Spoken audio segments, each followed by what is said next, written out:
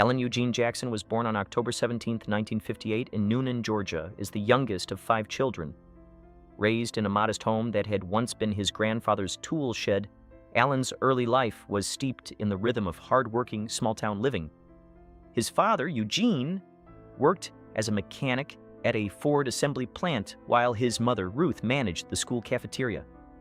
Despite the challenges of living in a small home, the Jackson family was rich in love, discipline, faith, and humility.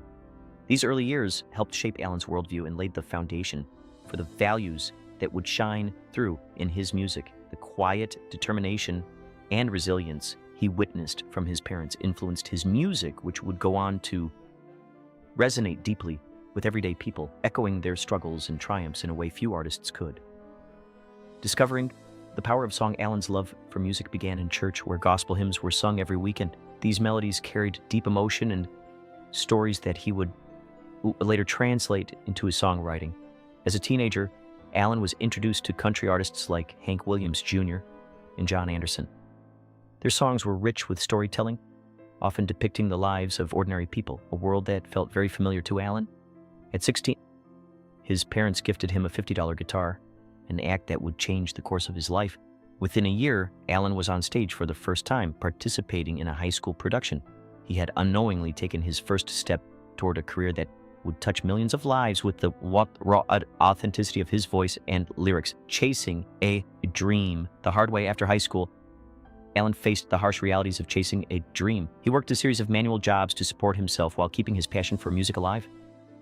He formed a band called Dixie Steel, playing local clubs throughout Georgia. The nights were long and grueling, often earning little or nothing, but Alan's resolve remained firm. He wasn't chasing fame or glamour, he was chasing a purpose. His music wasn't just a way out, it was a way to express the life he knew so well. Even in the most uncertain moments, Alan kept pushing forward, believing that his music could be more than just a personal outlet. It could speak to others who lived lives like his own, grounded in simple truths and hard work. Love before fame. Before the fame, Alan met Denise, the woman who would become his wife and partner in life.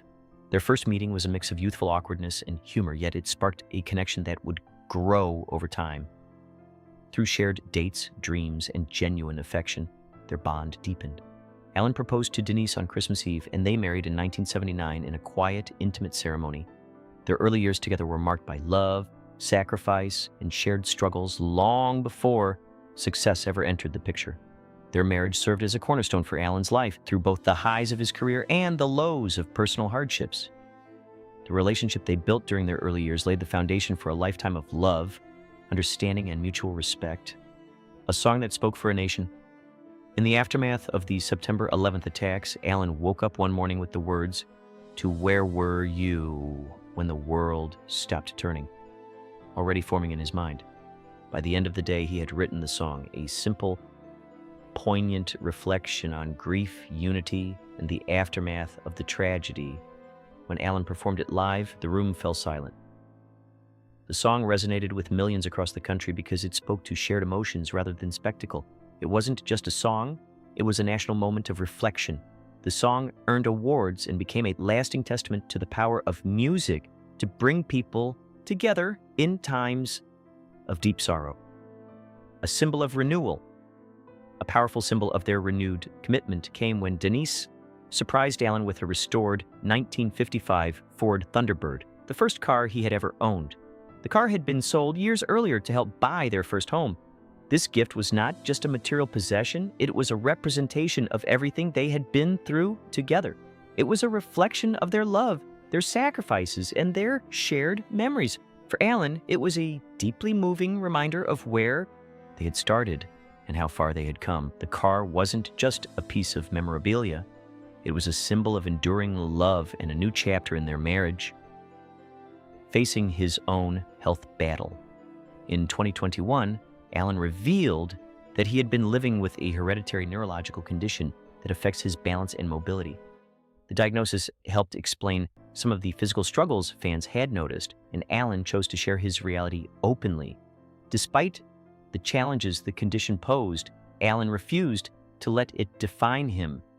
Music remained a source of solace and purpose, and he continued to perform, adapting when necessary, but never losing his emotional connection with his audience. Alan's resilience in the face of his health battles served as a powerful reminder of his strength and determination. Singing through limitations. Despite the physical challenges brought on by his neurological condition, Alan Jackson continued to perform. He adapted to his limitations, but never lost his ability to connect with his audience on a deep emotional level. For Alan, singing was never about perfection, it was about truth. He embraced the act of performing, even when it became physically demanding.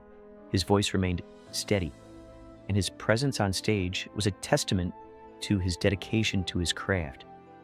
Alan's ability to sing through his limitations showed that resilience is not about perfection, but about persevering through adversity with authenticity. A farewell, not an ending. When Alan announced his farewell tour, he made it clear that it wasn't an ending, but a celebration.